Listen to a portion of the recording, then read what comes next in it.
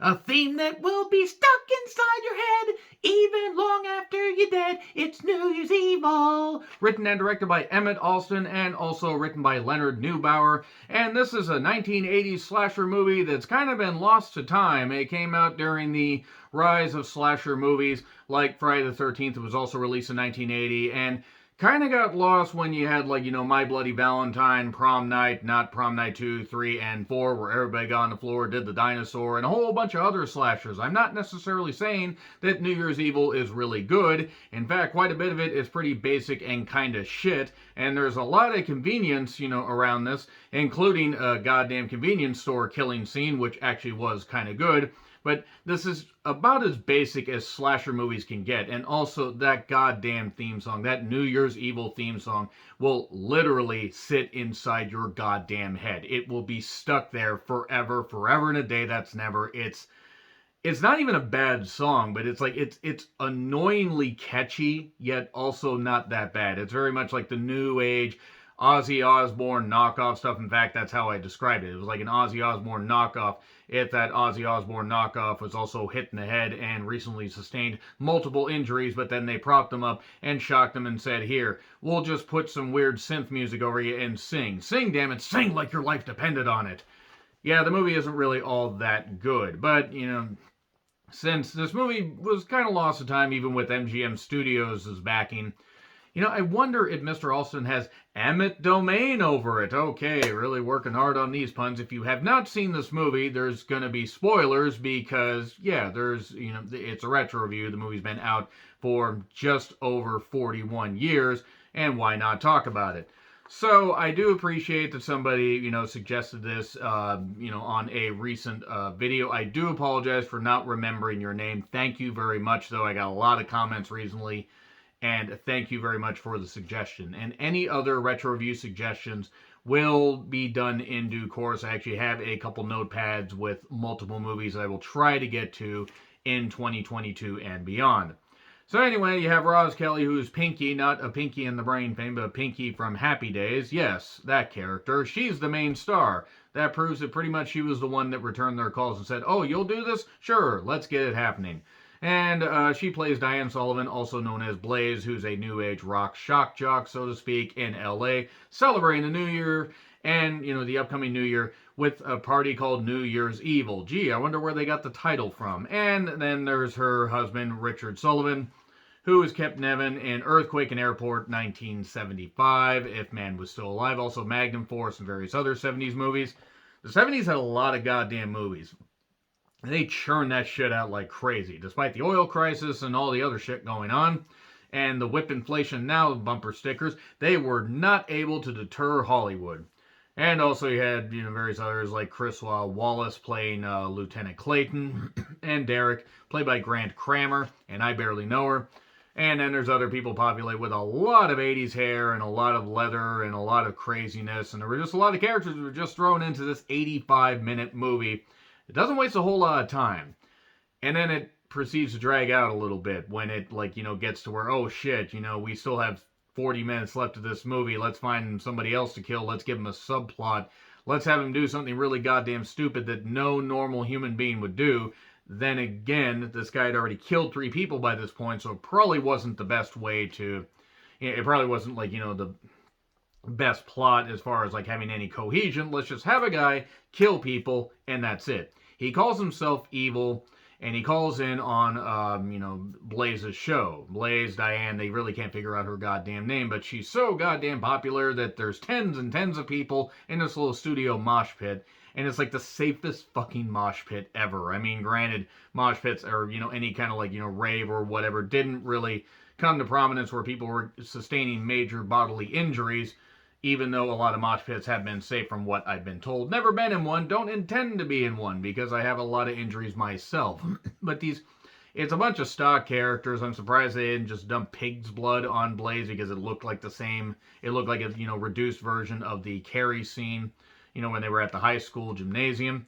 So anyway, this slasher, it involves a guy calling in named Evil, and he says he's going to kill somebody on every, at the stroke of midnight from the East Coast, Central Time, Mountain Time, and then also Pacific Coast time, and also possibly Hawaiian time, because we always forget that Hawaii is about 1 or 2 hours behind us. So, man, they're living all the way in the past. My God, I feel so bad for Hawaii. So if the world ends, Hawaii will be the last battalion to fall. Anyway, as dreary as that is, um, the idea of this movie is basically let's just take a simple slasher concept and let's just go with it. So the person that it turns out to be, they reveal who the killer actually is, at least facially. Now, you're not sure why this guy's doing it. You just know his name's Evil, but he has various disguises, and he's going around the North Hollywood area killing various people and calling in on this show. And there's also this tense relationship between Diane and her son Derek, who clearly is disturbed, very disturbed. Then again, if I had hair that bouncing and behaving, I'd be disturbed too. Also, the guy doesn't understand how to put pantyhose on. You're supposed to put it on. You're supposed to put them on your legs. You're not supposed to put it on your face and switch your nose and talking like this. And also not understanding how to put pins in. He's putting pins in and practically put it through his goddamn ear canal, because I don't think the actor was given more than one take and was probably just told, here, do this, and he doesn't understand how bodily functions work. So, there were that theme, that freaking New Year's Evil theme, I just can't get over it. It's so goddamn ridiculous. This party's going on and everything. It's a dead man's party. Who can ask for more? Oh no, there's a killer right at the door. There's a killer right at the door. Okay, Oingo Boingo fans, I am sorry. What basically follows is Diane finding out about this, it becoming obvious that, more and more bodies are piling up and things get worse. So let's start at the beginning, basically. Diane's assistant gets killed off because we have this drippy faucet, and they left the cameraman in there, so he was drowning in the bathtub. So the cameraman rose up and decided to kill Yvonne. As usual, the black person dies first. If you couldn't tell by the name Yvonne, she was black, and she got killed first. Good old stereotypes. And then from there, we find out about the tense relationship between Derek and Diane, because she's a big celebrity, even though I don't know what the fuck she actually does beyond be a shock jock or a DJ for like a small party. But she's popular in LA. Apparently LA, every disc jockey in LA just died, and this was the best that they had left. But Derek's disturbed, and we see this killer going around and everything. He dresses up like a doctor. We see his face, and we're like, oh my God, this is the killer. Who is he? How is he related? He just calls. He does this voice, synthesizer thing. He's basically like, it's not like the ghost face thing. That's why I wore this shirt. It's not like that. It's not like where it's something where it could hide the voice. No, it's like the first voice processor and distorter ever. It was like just this freaking ridiculous tape recorder. Then again, it was 1980, so you had to work with what you had. He also recorded stuff on the boombox. He recorded the killings and everything. 5, 4, 3, 2, 1. He killed a nurse. And that nurse basically, I can't imagine, with how it looked like she lived on brown rice and cocaine for about the last 2 years. It probably took one knife stab to go through her and the goddamn floor. Seriously. She was razor thin. I'm amazed a breeze didn't take her away. And I think the hair was the biggest thing on her. And if I meant the hair on her head or anywhere else, I will leave that up to your imagination. And it's very obvious, like, the characters are very, very one note. And Diane isn't even trying to be mean. She just wants the show to be successful. And then, her assistant is like, well, we got cops. Well, we need to get more cops. Why can't you get more cops? Just get all the cops there for this little studio show. It's not like, LA is a big goddamn city, or North Hollywood or whatever is a big goddamn area that needs more than just this little studio to be saved. No, the studio's the last battalion. It can't fall. Wait, I already used that about Hawaii. And then we start in the sanitarium where the nurse gets killed, and the 1980s version of mental health or mental hospital patients. It's a good thing that nothing happened in the 1980s that led to the dissolving of the mental hospital facilities. Right, Reagan. Yeah, let's just remember that. And then by the way, the killer's not intimidating at all. He is probably one of the least intimidating killers ever. One of the worst. Like, no, even though he's so obviously evil and there's another evil character in this, it's Derek. Derek's obviously, because I'm just going to tell you right now before I get to this, it's the killer ends up being Diane's, crazy husband. who does all this shit and everything because women are inherently gross and everything and selfish and whatever, and he wants to kill them. That's literally his motivation. Also because he was a patient at the sanitarium, and yet somehow nobody noticed this. Somehow nobody noticed this until it was too late. And she tells the cops, the cops are well-meaning, but there's one guy that wants to do everything he can to take everybody down, and then, or take the killer down, and then this other cop is like, I'll just malaise around, I don't really care. People start getting offed, and nurse and various others, and he does record the killings. You can find her at this location, and killing all these women. They're always women. Why are they women? Because women are evil and selfish. So yeah, the guy's for real, and the police are trying to ramp up security because we need to get more cops in this thing. This show must go on, damn it. And she is trying to do her show. Richard gets these two women with him, tells one to go in and buy the most expensive bottle of champagne at this dive of a convenience store. And kind of reminds me of one I used to work at a number of years ago that was built in about 1974. And even when renovated, still didn't look a day over 1971. It was a dive. It was shit. So while this friend of this very, very mousy, annoying woman that keeps talking about transcendental medication, or meditation, easy for me to say, I think it's obvious that I might need some of that medication with how I talk.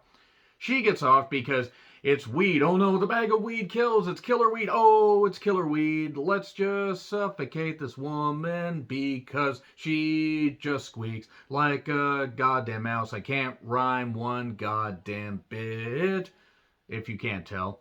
Yeah, so it's proof that weed kills. You can't know the devil's lettuce. All that. And then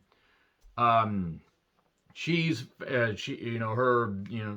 found somewhere in the dumpster. Richard's in the dumpster, lights a lighter, sees the friend, says hi, kills her. And then the cops are trying to hunt for him. And suddenly, we have these damn cat-producing dumpsters. This cat, this giant kitty cat, just pops out like, meow. The cat was the best actor in the goddamn movie at that point, and throughout the rest of the movie. And the cat was in like a few seconds of it. So we get the cops finding these two blondes. It's not 4 non-blondes, it's 2 blondes. One was hanging on the rings in a playground, and one decided to do a slip and slide. Chutes and Ladders, the deadly edition. You know what? A deadly version of Chutes and Ladders, I would pop for that. It could be like Escape Room.